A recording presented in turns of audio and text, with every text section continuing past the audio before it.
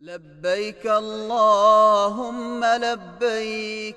asxaabta waxaan dib idinku celinayaa safarkaygaan ku tagay Sacuudi Arabiya.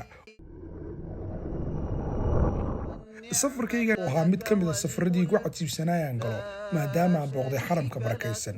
gebi ahaan ma qaadan wax lacag ah, waxaanan isticmaalayay kaarka bangigayga iyadoo taasi ilaalisay inaan lumiyo lacag ama aan waayo.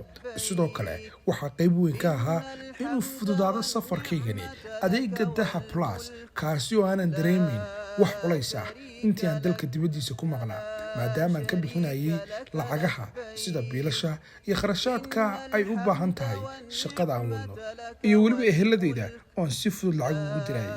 waxaa intaasi dheeraa in haba yaraatee aanan isticmaalin wax lacag ah, maadaama aan isticmaalayay adeega ruuminka ee shirkadda Somtel, kaasi oo ii fududeeyey inaan si fudud ula xidhiidho eheladayda iyo asxaabtayda mar walba.